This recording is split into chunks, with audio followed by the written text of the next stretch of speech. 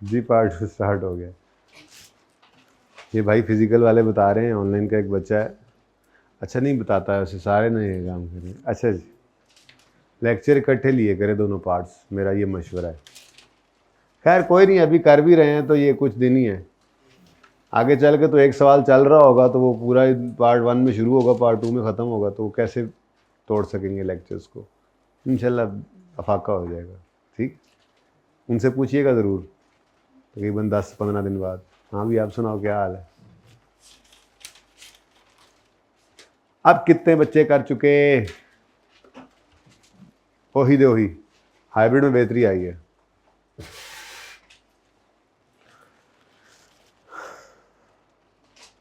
अच्छा मैं तो कहता हूँ कि बस करें, आप जितना हो गया है काफ़ी है। कितना टाइम और चाहिए? 5। मैं फिर जंगलों में निकल जाता हूँ, मैं फिर दीवारों में टकरे मारता हूँ। अगर आप लोगों को 5 मिनट अभी भी चाहिए, चलें बस कर दें अब। Enough is enough. इसी का इंतजार कर रहा था, ये मेरे सामने बैठा हुआ था। इसकी स्पीड मुनासिब थी, बहुत तेज़ भी नहीं थी, बहुत कम भी नहीं। अगर इसने कर लिया है तो बाकी निखट्टू ने क्यों नहीं किया अभी तक।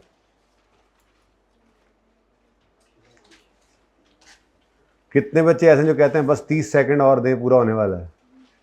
ये वैसे ही कह रहे हैं, होना कोई नहीं इनसे। चलें कोशिश करें करें करें, जब तक कि मैं कुछ वैसे टाइम यहाँ पे बचा लेता हूँ।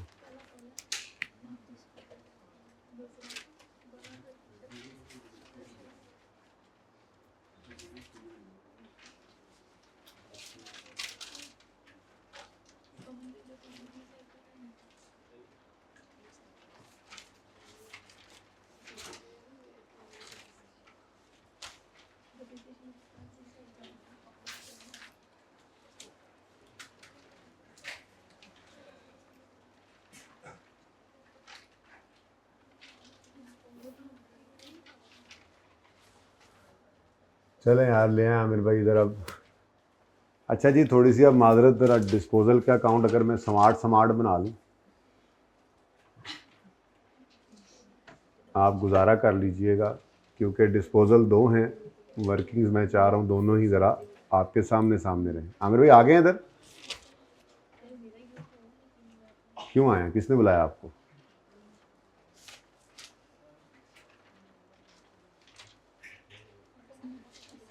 बस ये देखा जाए तो अब आखिरी सवाल ही है, इसके बाद टाइम खुला बच गया, इंशाल्लाह हम एक्सचेंज करेंगे। छुट्टी करने वालों को एकदम सरप्राइज़ मिलेगा। अच्छा जी, हाँ जी, अब कितने बच्चे कर चुके हैं? चलें आधे बच्चे अब हो गए, अब बस बस अब बहुत है। हाइब्रिड में, हाइब्रिड गर्ल्स बॉयज़ कितने बच्चे कर चुके? ओके, बस कर दें, बाकी लग गया पता पे, बाकियों से अब नहीं होना, बस कर दें अब नहीं होना, अब घर पे जाके ही होगा। बस कर दें अब, बस कर देना, बस कर दें। चलें, following balances are appearing on 1 October 13। अब पहला काम तो सबसे क्या करना है, नहीं ये लिख लो, मैंने कहा था ये लिख लेना, वरना आपसे बात काबू में नहीं आएगी। ठीक है, अगर बड़े हो जाओ, प्रैक्टिस हो जाए, एंड पे सेशन के पहुंच गए हो, फिर चलो चल जाता है काम। ठीक है, लेकिन अगर शुरू है, इब्तिदाई इश्क है, तो आप 30 सितंबर 2014, एक दिन पीछे लाया करें और एक महीना आगे कर लिया करें, साल एंड वाला लिख। चलो छोड़ो छोड़ो। अच्छा, 1 अक्टूबर 13 गिन लिया करो 12 महीने। ठीक है, 1 अक्टूबर 13 से 30 सितंबर 14, ये हमारा साल आ गया। ठीक है, अब following balances are appearing on 1 October 13, ये ओपनिंग बैलेंसेज हैं 1, 10, 13 के। तो रुपीज़ में ही कर रहा हूँ मैं सवाल, और रुपीज़ लिख भी नहीं रहा, जगह कम है मेरे पास इस वक्त। अब जी 1 जनवरी 1 अक्टूबर 2013, brought down 30,000। 1 October 13, brought down 12,000। Next, addition नहीं है, हम नहीं खेलते, हम क्यों करें ऐसा सवाल। पहला सवाल आया जिसमें एडिशन ही नहीं है, नहीं करते, चलो चलो अगले में चलो कर लें। अब आप कह रहे हैं तो मैं कर रहा हूँ, वरना मेरा तो दिल ही उठ गया था इससे। डिटेल ऑफ डिस्पोजल, 2 डिस्पोजल हैं भाई, वही उसूल है। जितने डिस्पोजल्स हैं अलग अलग उनको ट्रीट करें। एक सीखा है, एक 100 डिस्पोजल आ जाए एक सवाल में, हमें इससे क्या, कर ही जाएंगे काम, ठीक है। तो पहला डिस्पोजल जो है, कॉस्ट 10,000 है उसकी, date of purchase 1/3/11, date of sale 31 दिसंबर 13। 31 दिसंबर 13 तो हमारे साल में आता ही नहीं, हमारा साल तो 14 वाला है। अरे ध्यान से देख लो, 31 दिसंबर 13 1 अक्टूबर 13 के बाद है, हमारे साल में ही है, ठीक है। चल तो शुरू करते हैं जी काम। स्टेप 1 में एसेट अकाउंट में से इस 10,000 की कॉस्ट को क्रेडिट करेंगे। स्टेप 2 में इस कॉस्ट को पकड़ के इस रेट को और मेथड को देखते हुए इस डेट से इस डेट तक इसकी डेप्रिसिएशन निकालेंगे, जो फिगर आएगी उसको एक्यूमुलेशन अकाउंट में से डेबिट कर देंगे। तो इसके लिए पहले वर्किंग कर लेते हैं जी। किस दिन खरीदा था? 1/3/2011। कॉस्ट क्या है जी? 10,000, ठीक है। उसके बाद ईयर एंड हमारा है 30 सितंबर है, हाँ 31 अक्टूबर नहीं है, 1 अक्टूबर स्टार्टिंग है जी, 30 सितंबर ईयर एंड है। तो जो एसेट 1 मार्च 11 को आया, इसका पहला ईयर कब एंड हुआ होगा? 30 सितंबर 11। तो 30/9/11। अब डेप्रीसिएशन है 10,000। अच्छा यहाँ मैं चलो 10,000 इंटू 10% करूंगा तो पूरे साल की डेप्शन आएगी। अब मार्च में एसेट आया तो मार्च अप्रैल मई जून, शर्म नहीं करना, उंगलियों पे गिनना है हमेशा, ठीक है, शर्म नहीं करना, वरना आप उंगलियों पे नहीं गिनेंगे, बड़े बनेंगे ना तो आई कैप छोटा कर देता है, फिर नंबर कट जाते हैं ना, गलती हो जाती है, तो कहते हैं नहीं इधर ही रहो, बड़ा बनने की जरूरत नहीं रहो, चलो वापस। तो मार्च अप्रैल मई जून जुलाई अगस्त सितंबर, कितने मंथ्स? 7 मंथ्स इंटू 7/12 जी। 0 पॉइंट कहाँ से आया? 10,000 लिखा मैंने, मेरे वाली कैलकुलेशन, आप लोगों का 0.58 समथिंग आया होगा, ठीक है ना। अब मैंने तो नहीं ना किया 1000, तो उस वक्त कह देते 1000 में करो जी। 583 पॉइंट, तो 583 ही करो जी। बुक वैल्यू जरूरत ही नहीं है बुक वैल्यू की, है ना, हर साल रेट में 10,000 रुपये लगना है ना, रिड्यूसिंग बैलेंस मेथड है, बुक वैल्यू तो हमें हर वक्त चाहिए अब, ठीक है जी। तो 583 माइनस हुआ तो 9417 आ गया, ठीक है जी। अच्छा 9417 पर अब रेट लगेगा, ये बुक वैल्यू है, और 30/9/12 वाला साल आ गया।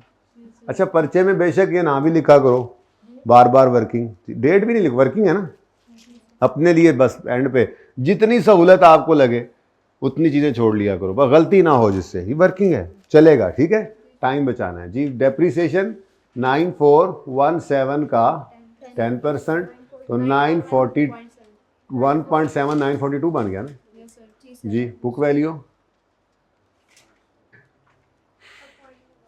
जी 8475। नेक्स्ट 30/9/13, हमारा ईयर 30 जून, हमारा ईयर 30/9/14 पे आना है, तो अभी 30/9/13 में भी काम चल रहा है पूरा साल ही। डेप्रीसिएशन तो 8475 का तो 848,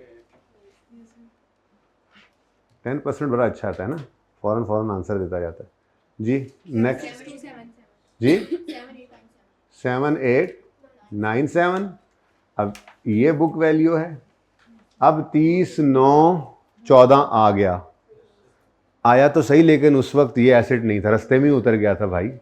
इस एसेट की ज़िंदगी में 30/9/14 नहीं आया। किस दिन बेच दिया हमने इसको? 31 दिसंबर 13, ऐसे ही है 31 दिसंबर 13 ना जनाब, इससे पहले इधर आता है, ठीक है ना, तो इसलिए 30/9/14 नहीं लिख सकते ये, कोई गल नहीं, हेलो 7627। जो बच्चा बताया करे कैलकुलेशन, कोई बात नहीं, उससे गलती हो जाती है, ख्याल है मेरे पास ऑप्शन है, मैं मिटा के लिख देता हूँ, लेकिन चेक करते रहा करें। एक बच्चा अगर बता रहा है तो 2-4 बच्चे साथ चेक कर रहे हो, बाकी कुछ चौधरी साहिबान तो अगली दफ़ा करेंगे ना ये काम, वो करते नहीं कैलकुलेट, कहते हैं हम एक मुलाजिम लिख रहा है 2-4 कर रहे हैं, हम तो बस नोट करते जाएंगे, ठीक है। अच्छा कोई बात नहीं, सही करवा दिया करें जी। 31 दिसंबर 13, ओ अब ये बुक वैल्यू 30/9/13 की थी ना। अब यकम अक्टूबर 13 से ये साल शुरू हुआ, अक्टूबर नवंबर दिसंबर, साल तो चल रहा था लेकिन एसिड ना रहे, ठीक है। तो 3 महीने की डेप्शन चार्ज कर दें। 7,6,2,5 का 10%, हाँ 2,7, अच्छा 2,7 इंटू 10%, लेकिन इसको 3/12 करना मत भूलिएगा। 191, लो जी बुक वैल्यू 7436। अब मुझे ये 7436 बुक वैल्यू ही तो चाहिए थी, है ना, यही नहीं ढूंढने निकला ना ना ना ना, मैं तो अक्यूमुलेटेड डेप्रिसिएशन ढूंढने निकला हूं। तो अब अभी एक स्टेप और आपको करना पड़ेगा, ठीक है। तो आप यहां पे लिखें अक्यूमुलेटेड डेप्रिसिएशन और कॉस्ट माइनस बुक वैल्यू। तो 10,000 माइनस 7436, आंसर 2564, ठीक है जी। अब पहला डिस्पोजल कंप्लीट है, हर तरह से कंप्लीट है। तो अब फटाफट स्टेप्स लिखते हैं, ठीक है, ठीक है। स्टेप 1, जाने वाले एसिड की कॉस्ट को एसिड अकाउंट में से क्रेडिट कर दें और उसको डिस्पोजल अकाउंट में डेबिट कर दें। अच्छा, अब मैं डेट नहीं लिख रहा, बस टाइम बचा लो मेरा थोड़ा सा, ठीक है ना। चलो लिख देता हूँ, क्या डेट है, 31 दिसंबर 13। माफी तो है नहीं ना। स्टेप 2, इस जाने वाले एसिड की सारी जिंदगी की डेप्रिसिएशन को इकट्ठा कैलकुलेट करो। कर लिए? हाँ यही है, यही सारी जिंदगी की डेप्रिसिएशन है, ये ठीक है। इसको कैलकुलेट करके इसको अक्यूमुलेशन अकाउंट में डेबिट करके डिस्पोजल अकाउंट में क्रेडिट कर दो। तो 2564 डेबिट और 2564 क्रेडिट। एक्यूमुलेटेड डेप्रिसिएशन 31 दिसंबर 13, ठीक है जी। यहाँ पे 31 दिसंबर 13 डिस्पोजल और वर्किंग नंबर 1, ठीक है जी। Step 3, we will record cash, asset debit cash credit 31 दिसंबर 13। 12,000 है, 2,000 है, अच्छा कोई नहीं, एक का ही फर्क था यार, एक इस तरफ था ना। अच्छा जी, बैलेंसिंग फिगर किस तरफ, क्रेडिट साइड पे। अल्हम्दुलिल्लाह, अभी तक हम मिशन कामयाब जा रहे हैं जी। 54। यहाँ तक के बच्चे पूछने पे मजबूर हो जाते हैं, सर क्या डिस्पोजल ऑफ एसिड पे गेन आता ही नहीं है? आता है, आता है, बिल्कुल आता है, लेकिन हमने ज़रा याद ऐसे करना था ना, कोई एक चीज़ तो पकड़नी थी ना, ठीक है। इससे फ़ायदा ये हो चुका है ना अब कि जैसे ही आपके डिस्पोजल अकाउंट में बैलेंसिंग फिगर डेबिट साइड पे गई, आप फ़ौरन ठटक के रुक जाएंगे, आप कहेंगे कुछ नया हुआ है। तो आपको लेजर, ये लेजर को देखते ही गेन है या लॉस है ये पहचानना है, आगे टॉपिक्स में काम आता है, खास तौर पे कैश फ्लो के टॉपिक। सवाल में लिखा होगा गेन या लॉस, लेजर आपने बनाना होगा, तो वो गेन लॉस आपने प्लेस करना होगा सोचते समझते हुए। तो आपको याद होगा कि लॉस इस तरफ आता है, ठीक है ना, लॉस वाली ये साइड, एक्सपेंसेस के लिए ये साइड। अच्छा जी, नेक्स्ट दूसरा डिस्पोजल आ गया, फिर शुरू हो जाओ। पहले इसकी वर्किंग कर लेते हैं। 4,000 कॉस्ट है, खरीदा किस दिन था इसको हमने जी, किस दिन खरीदा था? 1 2 10, 1 2 3 ही कह देते जी, 1 2 10, कॉस्ट 4,000। अब ईयर एंड है 30 सितंबर, तो 1 2 10 में जो एसेट आया उसका पहला ईयर एंड, अच्छा ये ਉਹਦੇ ਤੋਂ भी पुराना, ये ਉਹਦੇ ਤੋਂ भी पुराना जी, अल्लाह माफ़ करे। चलो 30/9, मैं अब करता ही रहूँगा काम, 30/9/10 डेप्रीसिएशन, इसीलिए तो हमें टाइम लगा है, शौके हो रहे थे उस वक्त आप सर, हैं ऐसा कह रहे हो दिल में, अच्छा लगता है ऐसे जी। फरवरी मार्च अप्रैल मई जून जुलाई अगस्त सितंबर, कितने मंथ्स? 8/12 मंथ्स आ गए जी। 267, हाँ पॉइंट्स ना बताया करो मुझे, खुद ही राउंड कर लिया करो जी।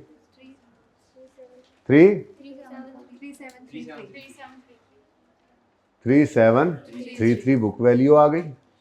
फिर जी 30/9/11 आया। डेप्रीसिएशन देखो लिखने की ज़रूरत तो कोई नहीं है, पर मैं आपके लिए लिख ही जा रहा हूँ, कैलकुलेटर पे बस करते जाना है। तो 370, बल्कि इतनी आसान कैलकुलेशन तो कैलकुलेटर पे भी नहीं करते, टाइम बच रहा होता है, ठीक है ना। 10% तो सामने आंसर आ रहा है जी, 3360। फिर 30/9/12 डेप्रीसिएशन 336 इंटू 10%। ओके, तो 336 की डेप्रीसिएशन आई, बुक वैल्यू 3024। फिर जनाब लगा हुआ हूँ ट्रक की बत्ती के पीछे, मसल बन जाने मेरे जी। डेप्रीसिएशन लिख लिख के 3024 का 10% 302।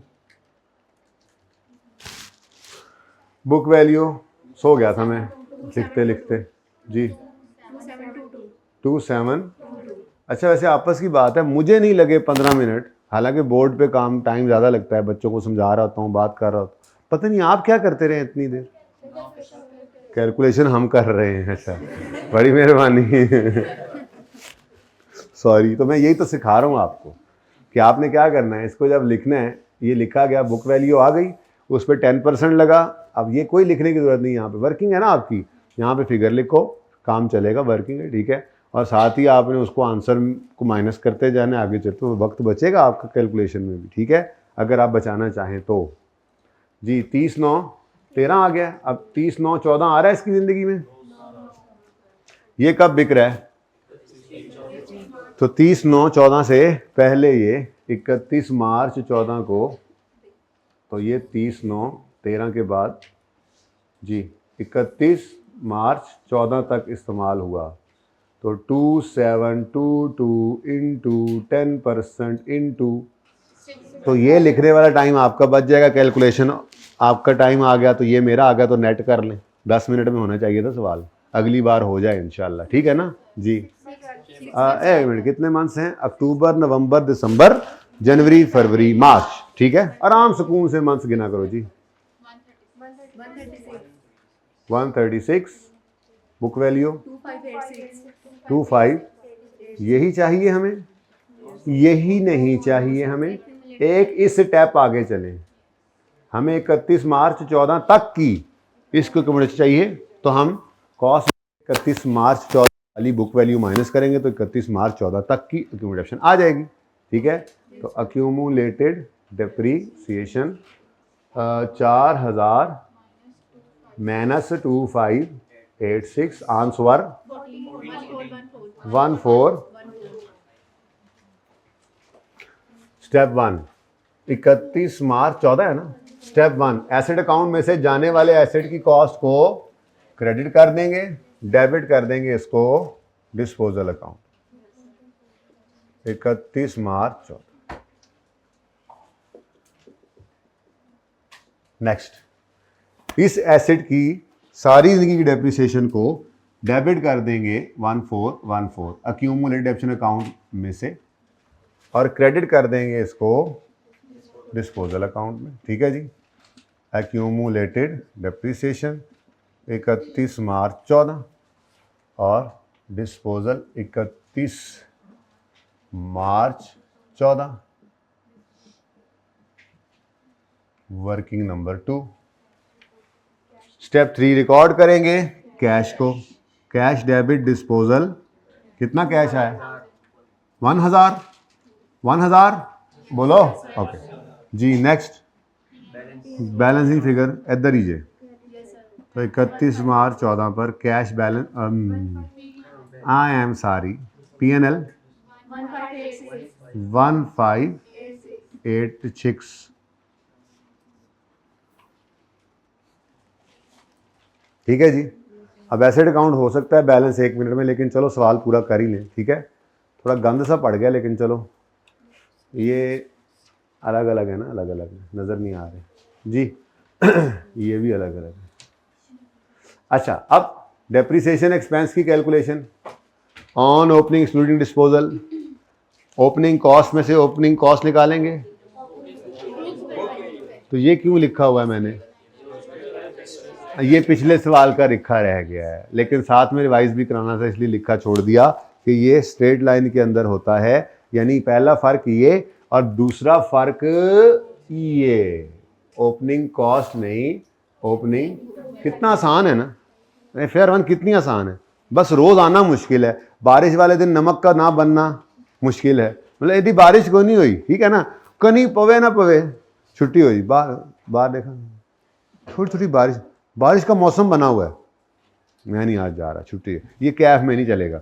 ये पीआरसी में आपने जो कर लिया सो कर लिया, ये आज इनको पता लग जाएगा, बल्कि लग पता जाएगा। ठीक है, बहुत टाइम है इंशाल्लाह। इसके बाद मेरे नहीं ख्याल को और सवाल मैं करवाऊंगा, होमवर्क में दूंगा और एक्सचेंज की प्रैक्टिस करेंगे।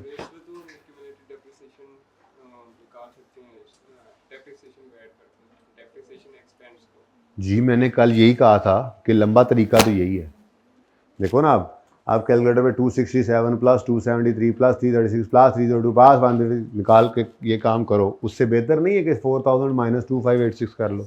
ऑप्शन दिया था कल और ये ऑप्शन आप लोगों ने ही पसंद किया था, तो फिर मैंने कहा था ये, और होना भी यही चाहिए। ठीक है, पता भी होना चाहिए, वो बिल्कुल है, मौजूद है।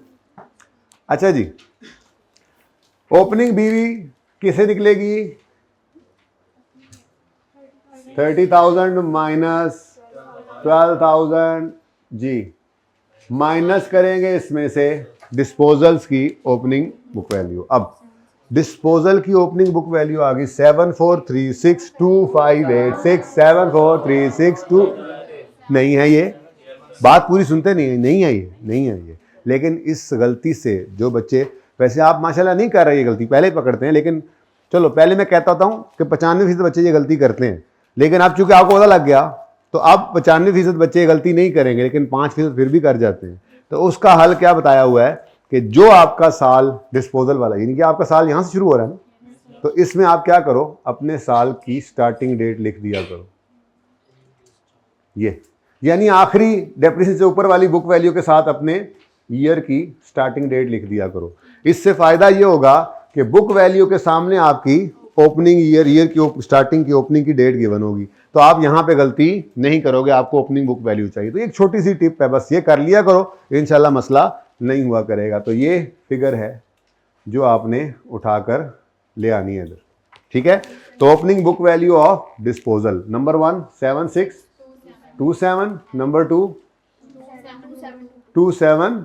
तो मैंने आपको कहा था जितने डिस्पोजल हैं उतनी दफा ये काम कर दो, वर्किंग 1 से ही आया, वर्किंग 2 से ही आया। भाई आप जरा नीचे आ जाए, आप जरा देखते हैं आपको कुछ करते हैं जी, इधर देखें, इनटू 10% लो, और ये वर्किंग, ये बच्चे डायरेक्ट लिख देते हैं, बिल्कुल ठीक है, लिख दिया अगर कैलकुलेटर पे तो लिख दें, ठीक है, लेकिन ज़्यादा बेहतर है इस तरह से कर दें जी।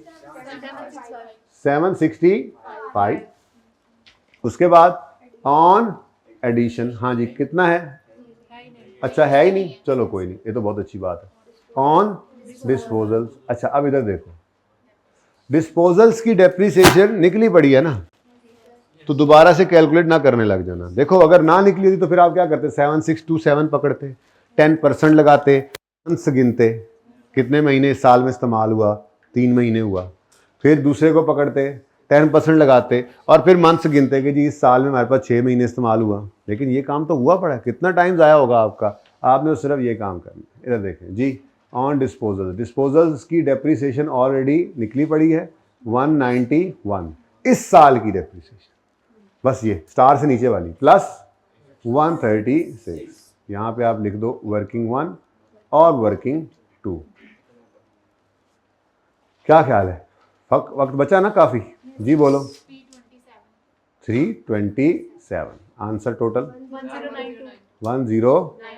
एंट्री फरमाएं क्या होगी, depreciation expense debit, accumulated depreciation credit, working number 3 30/9/14 और 30/9/14 पर कैरी डाउन 16,000, 30/9/14 पर 911, ठीक है जी। It's over. अगर डिस्पोजल की जर्नल एंट्री में कहूँ करनी है तो कर लोगे, यानी कि वो आसान काम है, एंट्री आसान है, लेकिन प्रैक्टिस जारी रखें, ठीक है ना। डिस्पोजल की जर्नल एंट्री का एक तरीका बताया था, घर पे ऐसे करनी है। मैं तो मशवरा दूंगा, एक फ्रेश पेज पकड़ना है आपने, और जितने सवाल आज तक किए डिस्पोजल के ना, सबकी डिस्पोजल की एंट्री एक सीटिंग में बैठ के कर देनी। ये आपका होमवर्क नंबर 1 है, ठीक है। होमवर्क नंबर 1 क्या है आपका? बल्कि सबकी ना सही, जिनकी नहीं की उनकी तो कर लें, ठीक है। तो journal entries of disposal on separate page in 1 sitting. भाई एक जर्नल देखो, वर्किंग हुई पड़ी है आपकी, जितने सवाल आपने कर लिए हैं उनमें मसला किस में आता है? एक्यूमुलेटेड डेप्रिसिएशन ऑफ डिस्पोजल निकालने में, चाहे वो स्ट्रेट लाइन मेथड हो चाहे वो रिड्यूसिंग हो। तो आपके हर सवाल में ये वर्किंग तो हुई पड़ी है, वो आपको दोबारा करने की जरूरत नहीं है। बस थोड़ा सा आपने ना पक्का करना है इसको ना। तो एक सिटिंग के अंदर कौन कौन से सवाल है जिनमें आपने डिस्पोजल की जर्नल एंट्री नहीं की हुई, मुझे बता दो, मैं वही लिख देता हूँ। क्वेश्चन नंबर 35 में नहीं की, 36 में नहीं की अभी तक, 37 में, और अभी जो और आएंगे वो भी, ठीक है ना। 38 भी नहीं की, चलो मतलब जो और मैं अभी करवाता हूँ या होमवर्क में देता हूँ उसकी तो आ ही जाएगी। तो ये 4 तो हो गए ना। इससे ऑनवर्ड जितने सवाल होमवर्क में चले गए उसमें डिस्पोजल हो तो 4, 5, 6 एंट्रीज हैं। ये फी एंट्री 2 मिनट लगने, 2 मिनट तो ज़्यादा बोल गया, 1 मिनट लगना है, क्योंकि आपने एक्यूमुलेटेड डिडक्शन की वर्किंग ही मसला होता है वो कर ली होनी है। लेकिन इसकी तरतीब क्या हो, तरीका क्या हो, मैं असल में वो याद कराना चाह रहा हूँ आपको, क्योंकि आपको आगे जाके सवालों के अंदर खास तौर पे करेक्शन ऑफ एरर हो गया, इस तरह से टॉपिक हो गए जिनके अंदर आपको एंट्री करना पड़ेगी जब, तो आपको चीज़ें ढूंढनी पड़ रही होती हैं। तो तरीका क्या बताया था? एंट्री पहले अंग्रेजी में लिख लो, accumulated deduction debit, cash debit और एसिड क्रेडिट, ये लिख लिया। अब ये फिगर आसानी से मिल जाती है, नॉर्मली ये फिगर भी आसानी से मिल जाती है, ये फिगर थोड़ी सी परेशान करती है। ब्रैकेट में ही वर्किंग कर लो आसान, नहीं तो ऐसे ब्रैकेट में तो नहीं हो सकती वर्किंग, तो ऐसे भी कर सकते हो। जब ये निकल आई तो बैलेंसिंग फिगर आपकी फिर गेन या लॉस की निकल आया करती है। तो ये एंट्री की तरतीब हो, आपने ये 3 चीजें लिख लेनी है, लाइन छोड़ देनी है, दरमियान में छोड़ें आपकी मर्जी, नहीं तो ऊपर लाइन छोड़ दें तब भी चलेगा, ताकि डेबिट साइड पे आए तो ऊपर लिख लें, कोई मसला नहीं। तो ये जितनी एंट्रीज आपने करनी है ना, एक सिटिंग में इसलिए करनी है कि ये जरा याद हो, और हर एंट्री की तरतीब क्या हो, अंग्रेजी पहले लिखें, बाकी सारी चीज़ रेडीमेड आपके पास अवेलेबल। तो सवाल तो आप पहले कर चुके होंगे, बाकी क्या मसला, तो मैंने आपको बार बार कह रहा हूँ, मसला किस में आता है? सिर्फ ये फिगर निकालने में। बाकी कॉस्ट भी सवाल में नॉर्मली गिवन होती है, इसके अलावा तो अभी कोई मसले आए नहीं, छोटे मोटे मसले होते हैं वो आगे जाके आएंगे इंशाल्लाह। डिस्पोजल करते हुए डिस्पोजल के ऊपर कॉस्ट भी कोई आ जाती है कि पैसे आने हैं लेकिन कुछ पैसे भरने, वो देखेंगे इंशाल्लाह, जब करवाना होगा करवाऊंगा, ठीक है जी। एंट्रीज भी अलग अलग करनी है दोनों डिस्पोजल की, यहां पर एक एंट्री होगी, चलो कर देता हूं। एसेट अकाउंट 10,000 से क्रेडिट, स्टेप 1। एक्यूमुलेशन अकाउंट 2564 से डेबिट, कैश 2000, और बैलेंसिंग फिगर 5436। ये क्या आ गया जी? ये एक हो गया, ठीक है जी। इसी तरह से इसकी आपने दूसरी की एंट्री करनी है अलग से, ठीक है, okay done and so on. तो पता है मुझे आपको ये कितनी आसान चीज़ कह रहा है कर लो, लेकिन अभी ये घर आपके अगर मिसाल के तौर पे 6-7 सवाल भी आते हैं, लेट से उसमें किसी में 2-2 ट्रांजैक्शन है, 10 जर्नल एंट्रीज भी कर लेते हैं, तो वो 10 जर्नल एंट्रीज करने में 10 मिनट भी नहीं लगने, क्योंकि सारी फिगर्स निकली होंगी। लेकिन आज की ये की हुई एफर्ट फिर आपको आगे चीज़ें याद रहती हैं, उस वक्त परेशानी नहीं होती जब इनको आप एकदम से 5-6 टॉपिक गुजरने के बाद डिस्पोजल की जजमेंट आई हुई होगी। तो यहाँ की हुई मेहनत वहाँ पे काम फ़ौरन आपको, हाँ हमने तो अंग्रेजी लिखनी थी, उसके बाद फिगर्स ढूंढनी थी, तो बस काम हो जाएगा आपका जी। नेक्स्ट, अच्छा आप देखो ना, ये अब मैंने क्लास के अंदर ना ये वाला स्ट्रेट लाइन वाला करा दिया, ठीक है ना, ये करवा दिया। असल में तो मैंने ये सोचा था, जो मैंने कल कहा था ना कि मैं दोनों सवाल एक ही क्लास में कराऊंगा, तो मेरा ये जहन था 37 और 38 आपको करवाऊंगा। अब चूंकि मैंने 36 और 37 करवा दिया, तो 38 अब क्या करें, बफलो ब्राउन हो चुकी है, मज भूरी हो चुकी है, बफलो मज ब्राउन भूरी, मज भूरी है, ये आपको होमवर्क में करना ही पड़ेगा। कुछ भी नहीं है इसमें, स्ट्रेट लाइन मेथड है, एक एडिशन है एक डिस्पोजल है, ठीक है।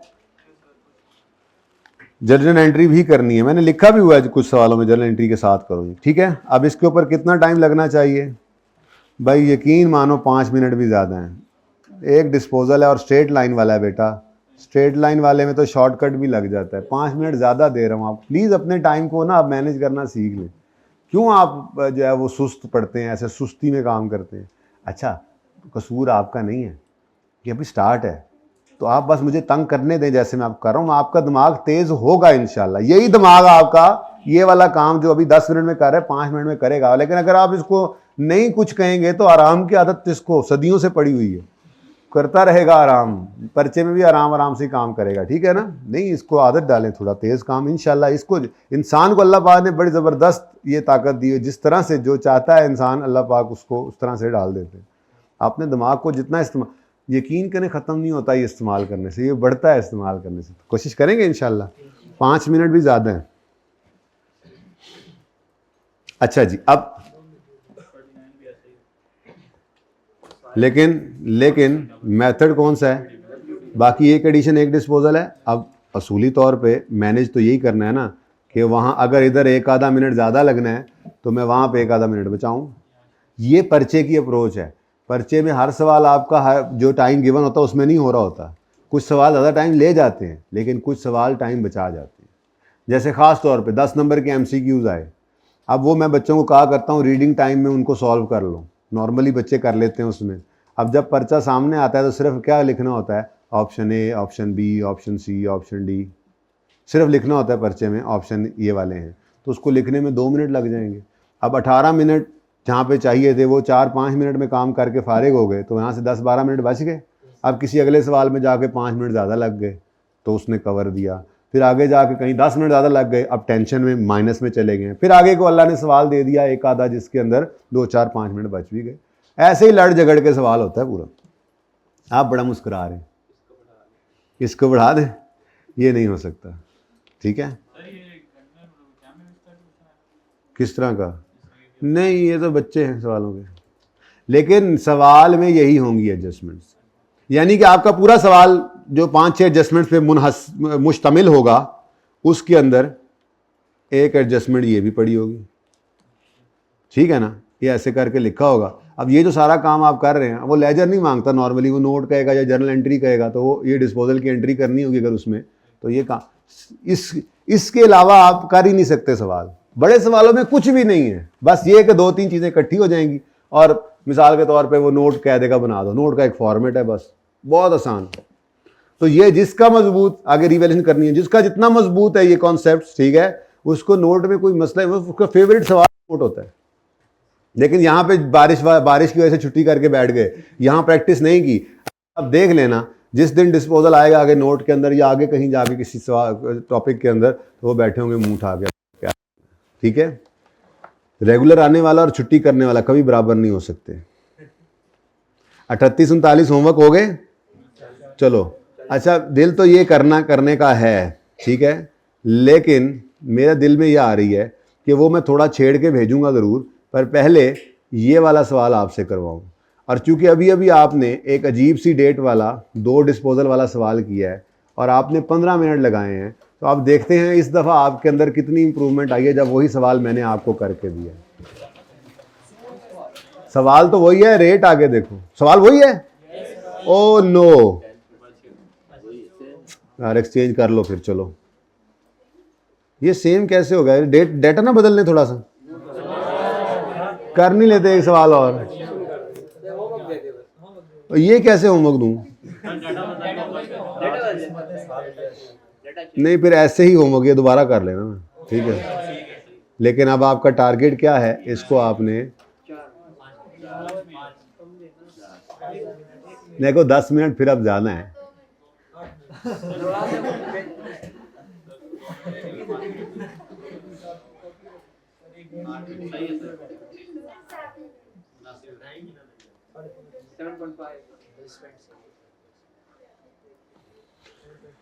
चले जी स्टूडेंट, होमवर्क कम ही होता है यार, 1.5 घंटा तो मेरा है। पहली बात वीकेंड है, वीकेंड पे डबल होमवर्क होता है, ठीक है, कोई बात नहीं, आने जाने का क्लासेस का टाइम बचता है ना, तो ये 6 घंटे जो बचे हैं उसमें तो आप जो है वो 2 घंटे 3 घंटे में कपड़े नहीं धो सकते, तो फिर आप क्या धोबी हो? हमने सारे हॉस्टल के कपड़े धोने हैं, अपने कपड़े 2 घंटे में भी धो लोगे।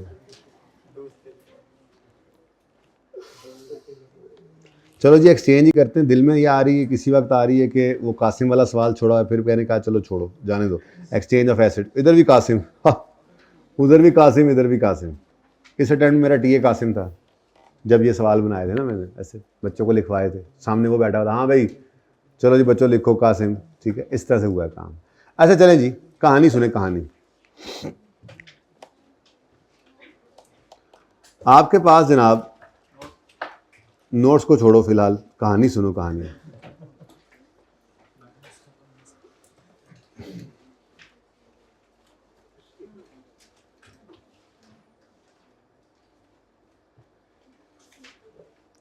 इस शक्ल का एक मोबाइल हुआ करता था किसी ज़माने में,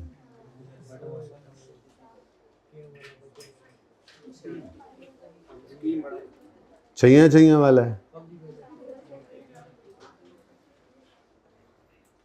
इसका क्या नाम है? नोकिया 333, नोकिया 333, 333 भी होता था, 3310, अच्छा हाँ वो तो बड़ा बेहतरीन मशहूर। आपके पास ये है, ठीक है, पुरानी बात कर रहा हूँ, ठीक है, आपके पास ये 2012 की बात है, उस वक्त आपके पास ये था, ठीक है। अच्छा, अब आपके पास नोकिया 3310 है, अब आप चले गए ऑफिस सेंटर, ठीक है, और वहाँ पे जाके आपने देखा एक सैमसंग, अच्छा आईफोन कर लो, ठीक है जी, एप्पल भी बनाना पड़ेगा अब, काटा हुआ, ऐसे ही होता है, ठीक है, तो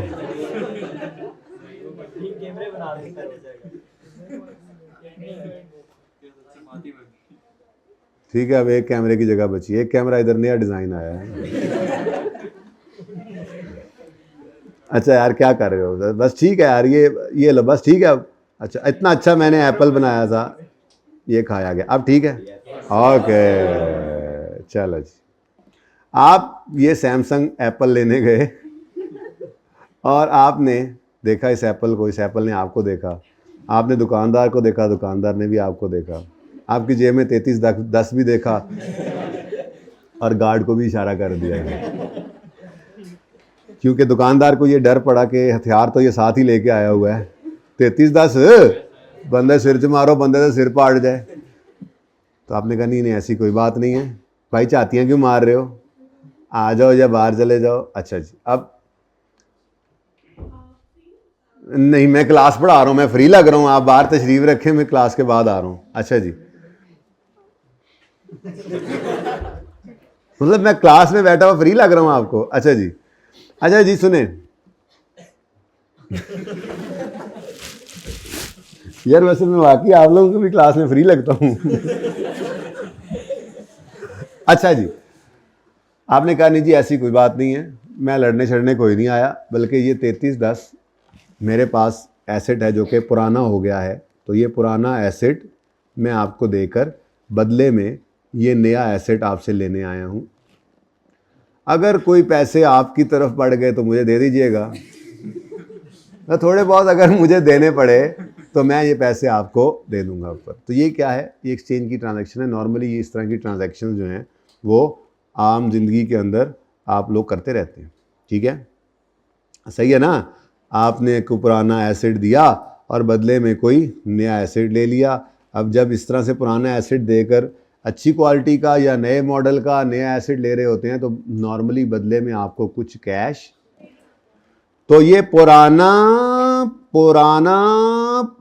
अब होगी ट्रांजैक्शन, तो ये पुराना गया, ये पुराना गया, तो गया एसेट गया को ही तो हमने डिस्पोजल कहा था, यानी पुराने वाले एसेट के साथ वही 2 स्टेप्स परफॉर्म करने पड़ेंगे हमें कि जाने वाले एसेट की कॉस्ट को एसेट की कॉस्ट में से निकालेंगे और उसकी अक्यूमुलेटेड डेप्रिसिएशन को अक्यूमुलेटेड डेप्रिसिएशन अकाउंट से निकालेंगे। ठीक है, ठीक है। और कैश आ नहीं रहा, मुझे लग रहा है कैश जा रहा है, क्योंकि अगर आप आईफोन देकर और सॉरी नोकिया देकर बदले में आईफोन ले रहे हैं तो जाहिर सी बात है दुकानदार को थोड़ा बहुत कैश तो देना ही पड़ेगा आपको। क्या ख्याल है?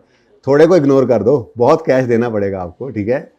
तो कैश रिकॉर्ड तो होगा, लेकिन कैश का रुख 99% ट्रांजैक्शन एक्सचेंज की ऐसी होती है कि उसमें बदला होगा, लेकिन राइट ऑफ कर नहीं सकते इस बात को। पैसों की ज़रूरत पड़ी, आपके पास आईफोन था, आपने कहा किसी से मांगने से बेहतर है अपनी चीज़ बेच देता हूँ, आपने आईफोन को जाके बेचा और वहाँ से 3310 ले आए कि गुजारा फ़ोन सुनने के लिए ये भी कराएगा, ज़रा मैं अपनी ज़रूरत पूरी कर लूँ। तो ऐसी एक्सचेंज की ट्रांजैक्शन होगी तो आप अपना एक अच्छा एसेट देकर एक जो है वो हल्का एसेट लेकर आ रहे हैं, तो बदले में दुकानदार से आप कैश लेकर भी आ सकते हैं, ऐसी बात नहीं है। बिल्कुल ही इसको आपने आंखें नहीं बंद कर लेनी इस पर, नहीं एक्सचेंज की ट्रांजैक्शन है तो कैश हमेशा जाएगा ही, आ भी सकता है, तो ध्यान से देखना है, ठीक है। लेकिन 99% एडजस्टमेंट्स ऐसी होती हैं जिनके अंदर कैश आप पे ही कर रहे होते हैं, ठीक है। अच्छा, आप देख लो बारिश में जो लोग नहीं आए, ठीक है ना, ज्यादती हो गई ना।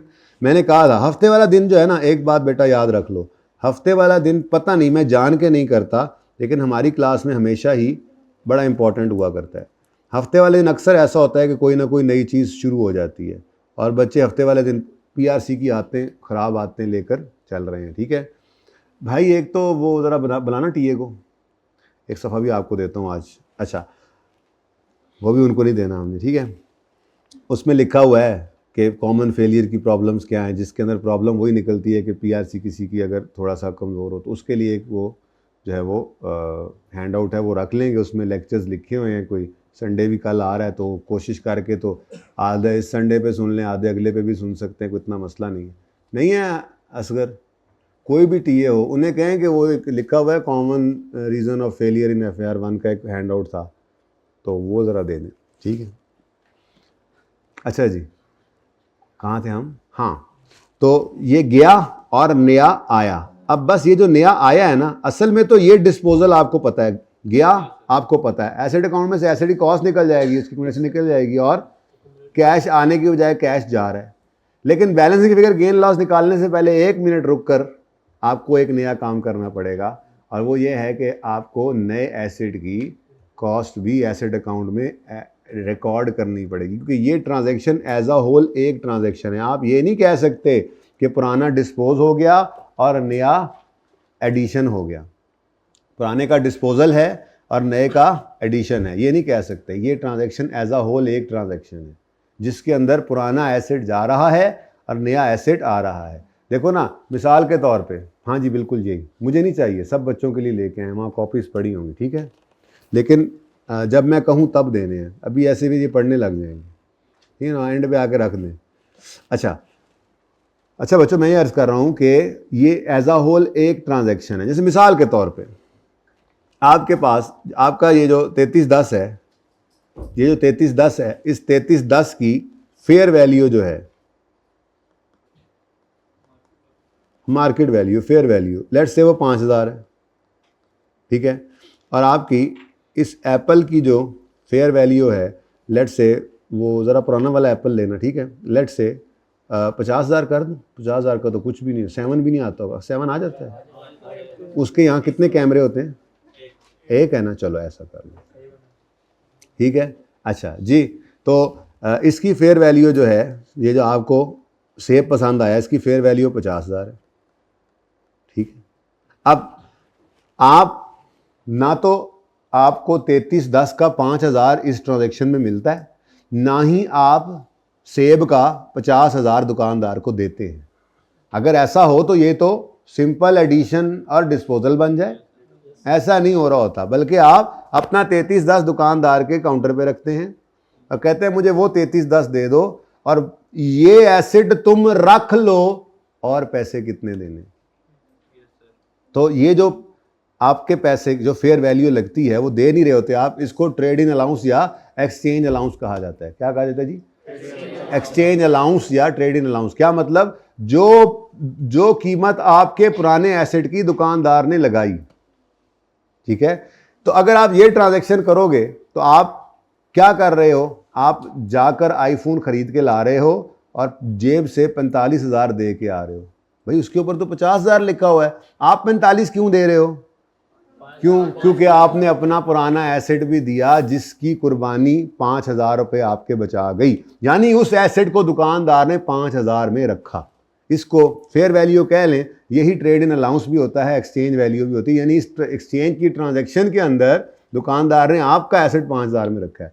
अच्छा, हो सकता है ये फेयर वैल्यू ना भी हो, लेकिन हम मजबूर हैं, ये 3310 इसके अलावा कोई भी नहीं रख रहा, तो हो सकता है ये 6,000 की चीज़ उसने 5,000 में रखी हो सकता है हम कहें ये तो एक क्या कहते हैं, नवादरात में से एक मोबाइल है, ये तो अब म्यूजियम में रखा जाने वाला है, इसकी तो कीमत तुम पूछो हमसे, तो हो सकता है 5,000 वाला हम 7,000 में दे रहे हो।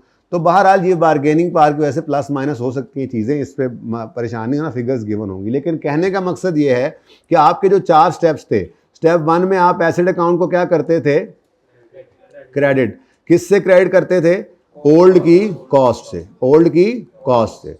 स्टेप 2 क्या होता था आपका? अक्यूमुलेटेड डेप्रिसिएशन अकाउंट को आप डेबिट करते थे ओल्ड की अक्यूमुलेटेड डेप्रिसिएशन से, ठीक है ना, ओल्ड की होती है अक्यूमुलेशन, नए की तो हो नहीं सकती, नया तो आज ही आया, क्या साथ डेप्रिसिएशन लाएगा? ऐसा एसेट जो साथ डेप्रिसिएशन साथ ही लाया तो ऐसा नहीं होता। बहरहाल अक्यूमुलेटेड डेप्रिसिएशन अकाउंट को आप डेबिट करते हैं ओल्ड की अक्यूमुलेटेड डेप्रिसिएशन से, मैं लिख देता हूँ वैसे, ठीक है, हालांकि अच्छा नहीं लग रहा ये लिखना मुझे, लेकिन चलो कोई नहीं। तीसरा स्टेप क्या होता था? We will record cash. अब आप कैश आ रहा है आपको या कैश जा रहा है? तो कैश तीसरे स्टेप के अंदर जो डेबिट हुआ करता था आपका आज तक, आज वो क्या हो गया? कोई गल नहीं, कैश अकाउंट क्रेडिट। हाँ, अब गेन लॉस निकालने से पहले रुको, ये ट्रांजैक्शन एज अ होल, पूरी ट्रांजैक्शन एक ही है जिसके अंदर पुराने का जाना और नए का आना एक ही ट्रांजैक्शन में at the same time record हो रहा है, at the same time record हो। अभी आपने पुराने का जाना रिकॉर्ड किया, ये अच्छा, पुराने का जाना सिर्फ डिस्पोजल सिर्फ ये है, फिर डिस्पोजल पर गेन लॉस निकालने के लिए हम कैश लिखते हैं और बैलेंसिंग गेन लॉस निकाल कर देखते हैं। डिस्पोजल तो ये हो गया, एसेट अकाउंट में से पुराने एसेट का जो कुछ हिसाब किताब था वो सारे का सारा हम निकाल देते हैं, एसेट अकाउंट से कॉस्ट निकाल देते हैं, अक्यूमुलेटेड डेप्रिसिएशन अकाउंट में से उसकी सारी जिंदगी की जितनी डेप्रिसिएशन इकट्ठी हुई थी सारी निकाल देते हैं, यानी डी रिकॉग्नाइज कर देते हैं उसको, ठीक है।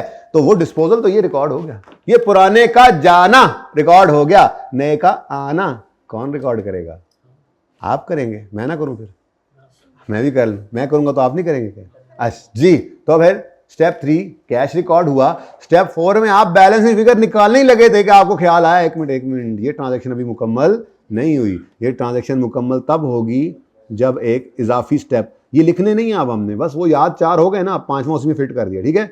और जब बुक वैल्यू पे एसेट अकाउंट बनवाऊंगा तो इन्हीं 4 को कम कर लेंगे, नेट कर लेंगे पहले 2 को, ठीक है ना, बार बार नहीं चीज़ें सीखनी जी। तो एसेट अकाउंट डेबिट होगा और ये न्यू की कॉस्ट से डेबिट होगा। न्यू एसेट, न्यू कॉस्ट मतलब न्यू एसेट कॉस्ट, मैं लिख नहीं रहा पूरा, न्यू कॉस्ट वो नई कॉस्ट, नए एसेट की कॉस्ट, ठीक है। अब बैलेंसिंग फिगर गेन भी हो सकता है और लॉस, ठीक है। चलो अब मैं फिगर्स अज्यूम करता हूं, ठीक है, ये तो होगी ना इसकी फेयर, इसको छोड़ो, चलो ऐसे ही है, मैं डेटा बना रहा हूं, ठीक है, मैं डेटा बना रहा हूं आपके लिए, ओके, और बिल्कुल आइडियल सवाल रखूंगा मैं, ठीक है ना। हाँ चले, फिलहाल कॉस्ट और अकोमोडेशन का मसला कोई नहीं है, ठीक है। कॉस्ट थी, ओल्ड की कॉस्ट थी, कितने का खरीदा होगा आपने? 8,000 का खरीद लिया होगा, ठीक है। और इसकी अक्यूमुलेटेड डेप्रिसिएशन मिसाल के तौर पे आपके पास 4500 रुपये जो है वो डेप्रिसिएशन इसकी आ रही थी, ठीक है। उसके बाद न्यू है, कॉस्ट ऑफ न्यू, ये कॉस्ट भी निकालनी पड़ा करेगी, लेकिन फिलहाल मैं कॉस्ट गिवन कर रहा हूँ, ठीक है ना।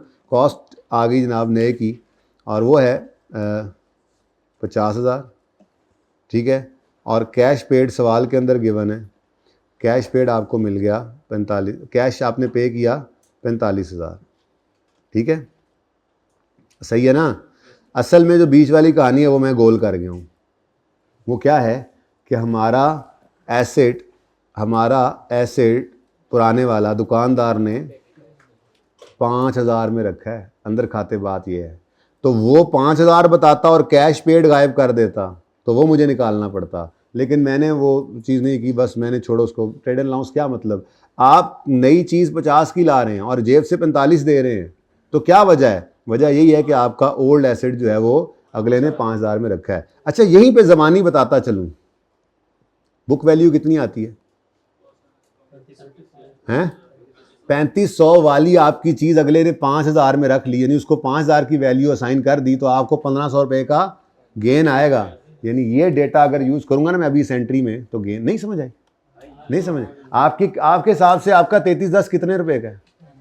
3500 रुपये का। और दुकानदार ने उसको कितने रुपए में रख लिया समझो, पैसे नहीं दिए, मतलब उसने जो पैसे आपसे लेने थे 50, उसमें से 5 कम कर दिए, बात तो एक ही है ना। तो आपको 1,500 का क्या हो गया? अच्छा, और अगर मिसाल के तौर पे वो आपसे यहां पर 47,000 रुपया ले, तो इसका मतलब उसने आपका जो पुराना एसेट है वो 3,000 में रखा है, तो आपको 500 का नुकसान है। लेकिन आपने ऐसे कभी भी नहीं सोचना, कभी भी नहीं सोचना। आप तो बस डेटा के हिसाब से स्टेप्स परफॉर्म करेंगे, आपका काम तमाम, मतलब आपका काम हो जाएगा। ठीक है, अच्छा, तो अभी फिलहाल तो मेरी एग्जांपल में क्या था जी, 45,000। लो जी, सवाल बन गया जी। पहला सवाल तो आपको पता है मैं अपने ही बनाया करता हूँ आपके लिए, उसके बाद फिर वो मेरे वाले सवाल भी आपके होमवर्क बन जाते हैं, है ना। ज़्यादा होमवर्क होगा, ज़्यादा टाइम होगा तो संडे आएगा तो ज़्यादा टाइम होगा, ज़्यादा टाइम होगा तो ज़्यादा होमवर्क होगा, ज़्यादा बारिश होगी तो ज़्यादा पानी होगा। ओके, चलें जी, शुरू करें। स्टेप 1, जाने वाले एसेट की कॉस्ट को एसेट अकाउंट में से क्रेडिट करो। तो जाने वाली कॉस्ट क्या है? कर दो। ये जनाब डिस्पोजल की जर्नल एंट्री हो रही है, एक्सचेंज की जर्नल एंट्री हो रही है। ठीक है, जाने वाले एसेट की एक्यूमुलेशन को डेबिट करो। ये 4500 है, ये एक्यूमुलेशन है, ये तो कॉस्ट है, कॉस्ट है। हाँ, और किसको? इसको नहीं, अच्छा कैश में लिख, अच्छा, मैं क्या यार, सॉरी आई एम सॉरी जी। 8,000 और इधर क्या था? 4500। अच्छा, नेक्स्ट, कैश पे किया है या रिसीव किया है? पे किया है तो कैश क्रेडिट कर दो। और अब पहले ये करते थे चौथा स्टेप बैलेंसिंग फिगर, अभी नहीं कर सकते। ठीक है, अभी आपको एक एडिशनल स्टेप परफॉर्म करना पड़ेगा, नए एसेट की कॉस्ट, वो भी सवाल में गिवन है, ये निकालना पड़ेगी। मंडे को सिखाऊंगा, डिफरेंट सिनेरियोज हैं, दोनों की फेयर वैल्यू गिवन हो, पुराने नए की, सिर्फ नए की गिवन हो, किसी की ना गिवन हो, तो क्या क्या करना है ये इंशाल्लाह सीखेंगे, फिलहाल नहीं। ठीक है, फिलहाल तो बुनियाद पड़ रही है, लेकिन 2-3 सवाल फिर भी एक्सचेंज के आपके होमवर्क में आ सकते हैं। मज़े की बात ये है। ठीक है, स्टिल इतना सा काम करके भी जी। न्यू की कॉस्ट क्या है? अच्छा 50। अच्छा, ओ भाई 50,000 जी। अब ये स्टेप 4 नया एंटर हुआ क्योंकि एक्सचेंज वाला एसेट आ गया। ठीक है, अब बैलेंसिंग फिगर किधर आ रही है? हो नहीं सकता, क्योंकि थोड़ी देर पहले मैंने ज़बानी करके देखा था 1500 था, तो ये 1500 ही होना चाहिए और क्रेडिट साइड में होना चाहिए। ऐसे ना करो जी, बोलो, चेक कर लो। ये डेबिट साइड का टोटल है 54,500, क्रेडिट साइड का टोटल है 53,000। तो कौन सी साइड हैवियर है? डेबिट। तो बैलेंस करने के लिए तो पहली बार मैंने सवाल बनाया आपकी क्लास में जिसमें बैलेंसिंग फिगर क्रेडिट साइड पे आ रही है। ठीक है ना जी। तो ये जनाब P&L में फेंक दो, मुबारक हो, गेन भी आ सकता है डिस्पोजल पे।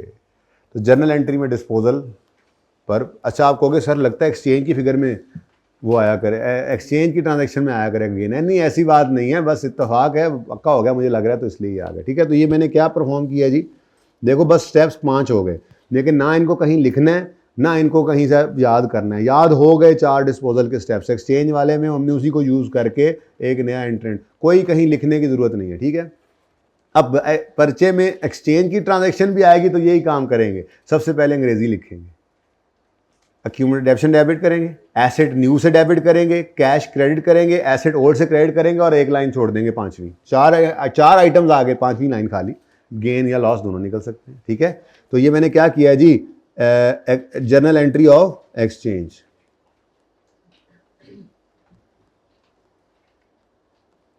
एक्सचेंज का मतलब, अच्छा ये एक्सचेंज में पुराना एसेट गया है, नया आया है, इसको यूं भी कहा जाता है कि disposal of acid through exchange, ऐसे भी कहा जाता है। ठीक है, पुराने का डिस्पोजल तो हुआ है ना, डेबिट क्रेडिट। तो ये जनाब आपके लिए मैंने बातों बातों में, मेरा दिल कोई नहीं था लेकिन अब क्या करें, ये सवाल भी बन गया बातों बातों में। एक मिनट ठहर जाओ, और ये इसका सोल्यूशन आ गया। अब मैं लेजर नहीं बनाता, आप पे बोझ ज़्यादा ना पड़ जाए। ठीक है, देखता हूँ मैं ये कौन सा सवाल आप कर सकते हैं। ले जी, ये क्वेश्चन है और इसकी रिक्वायरमेंट है पास जर्नल एंट्री ऑफ एक्सचेंज। अच्छा, अब आप कहोगे यहाँ लिखा नहीं हुआ कि एसिड चेंज हुआ। मैंने ज़बानी भी तो बोला ना यार, नकदो नकदी जो सवाल बनते हैं वो ऐसे ही होते हैं बेटा। मैंने जो बोला है वो भी सुनो साथ साथ। ठीक है, तो पास करनी है जनरल एंट्री ऑफ एक्सचेंज, और जनाब ये इसका सोल्यूशन आ गया। ठीक है जी, तो ये मेरा क्वेश्चन, ये जी प्रॉफिट एंड लॉस क्या है आप बताओ। ये लो, आप कहते हो तो मैं डेबिट साइड पे लिख दूंगा, आप बता दो कौन सी साइड हैवियर है चंदा। या अल्लाह मुझे माफ़ करी, मेरे बच्चे हैं, क्या करूँगा जी। कौन साइड हैवियर है, कौन साइड हैवियर है? तो फिर बैलेंस करने के लिए और डेबिट पे लगा दूँ वज़न। मैंने कहा था नहीं देने इनको, क्यों दिए ये हैंड आउट्स? खबरदार किसी ने इन पे नज़र डाली तो।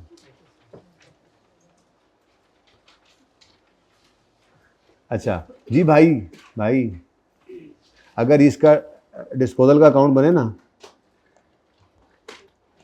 जैसे मिसाल के तौर पे, मैं दूर जाता नहीं, मैं इधर आता हूँ, एक मिनट, ये सवाल हमने किया था ना, ये इस सवाल के अंदर मिसाल के तौर पे इतना मेहनत की हुई है सारी ज़ाया होगी, कोई और देखे, इसमें ज़रा रश कम लगाओ। ये नहीं है, डिस्पोजल ही नहीं मैं बताता हूँ यार, इधर देखो, मिसाल के तौर पे डिस्पोजल है यही वाला 90,000, फिर 18,000, ठीक है, एक्यूमुलेटेड डेप्रिसिएशन एसेट।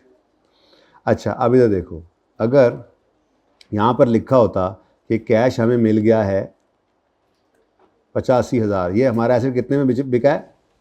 85,000 में बिका है। तो अब मुझे बताओ कौन सी साइड हैवियर लग रही है आपको?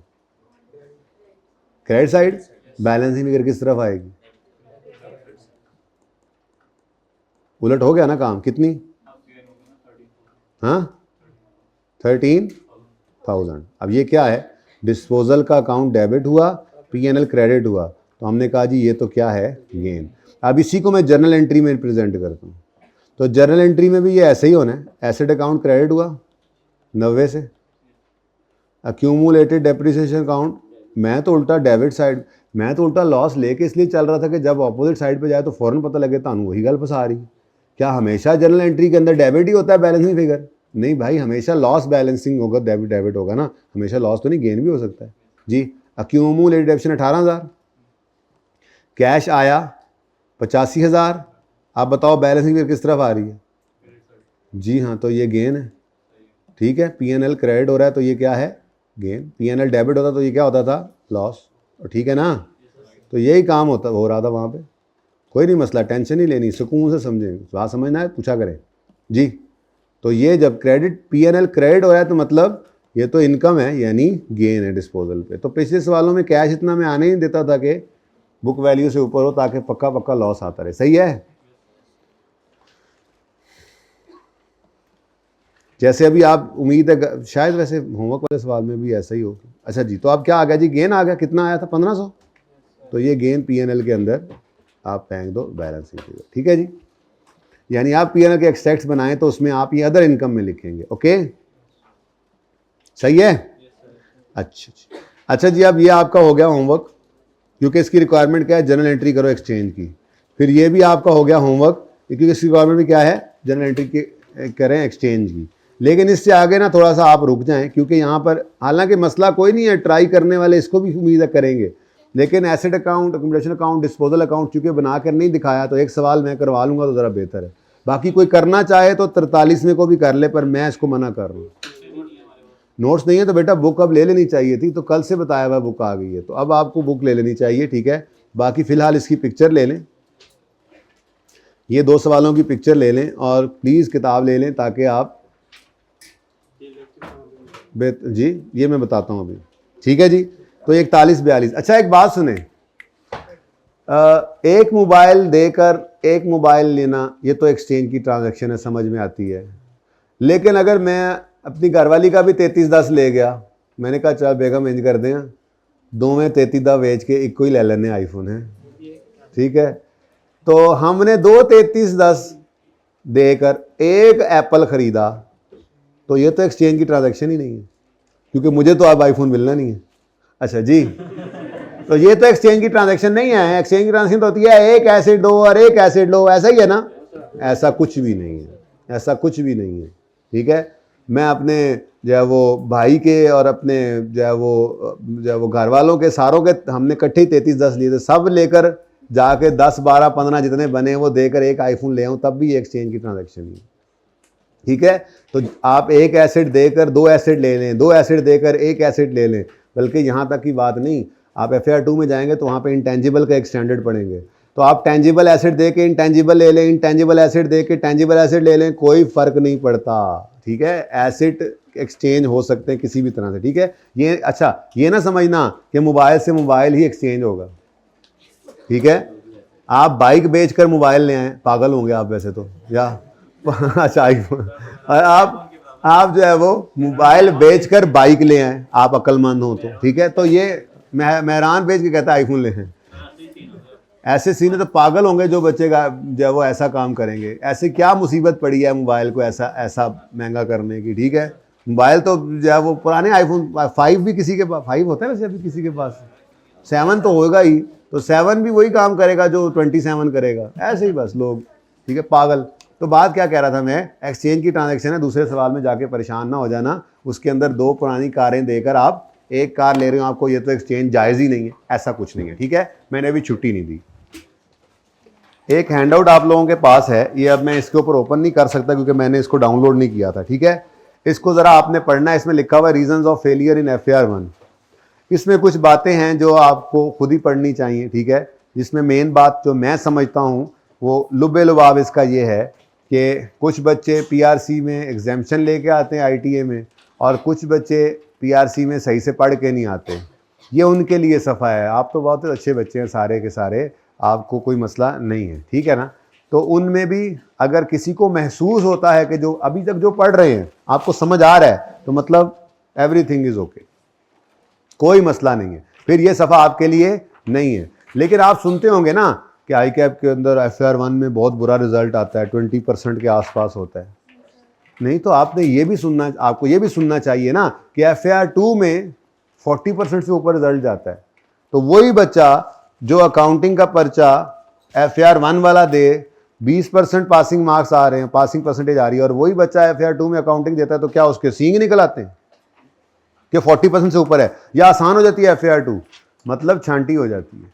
और छांटी किन की होती है? ये हमने एक ट्रेंड देखा था, हमने बैठ के इस ट्रेंड को देखा था, जब हम भी परेशान थे कि मसला क्या है, तो हमने ये देखा कि जो बच्चे एग्जामिशन या MCQ होने की वजह से बस ऐसे कार्रवाई प्रोग्राम करके आगे आ जाते थे, तो ऐसे बच्चे ज़्यादातर एग्जामिशन वाले बच्चे जो थे, एग्जामिशन वाले बच्चों का फेलियर परसेंटेज था तकरीबन बहुत ज़्यादा, यानी कि 15% पासिंग परसेंटेज।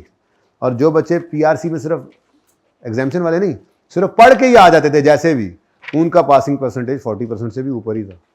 तो जो पढ़ के आए हैं उनको मसला नहीं है, ये सफ़ा उनके लिए नहीं है, ठीक है। लेकिन जो नहीं पढ़ के आए वो इसको देख लीजिएगा। इसके अंदर ITA के कुछ लेक्चर्स हैं, सर हाफिज़ उमर के हैं, ठीक है जी। उसमें लेक्चर नंबर और टॉपिक लिखा हुआ है इंट्रो का, जो इनकी अभी रिकॉर्डिंग पीछे जो हुई, ठीक है। तो उसको अगर आपको देखना चाहें, जिनकी इंट्रो एग्जाम थी और उनको लगता है अच्छा अगर एग्जाम थी तो एग्जाम इसलिए होती है कि वो कहीं पढ़ के आए होते हैं, तो अगर उनका भी काम सही चल रहा है तो कोई मसला नहीं।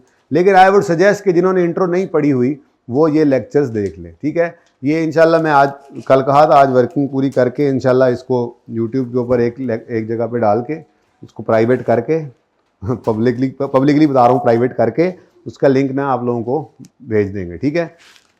ग्रुप्स भी नहीं बने अभी, चले कोई बात नहीं, मंडे तक आ जाएगा। बहरहाल कुछ कर लेंगे इसकी तरतीब इस तरह से। लेकिन जिनकी इंट्रो एग्जाम थी, जिन्होंने नहीं पढ़ी, ये उनके लिए है, ठीक है। बाकी रीजंस ऑफ फेलियर आप ज़रूर पढ़ लीजिएगा, ठीक है। ज़िंदगी रही तो मंडे को होगी मुलाकात। होमवर्क तो थोड़ा ही है, 1-1 मिनट की 2 एंट्रीज़ हैं। कुछ सवाल हैं सही होमवर्क में? 2-4 सवाल ही हैं। चलें ठीक है, चलें भागें जी। अल्लाह हाफ़िज़।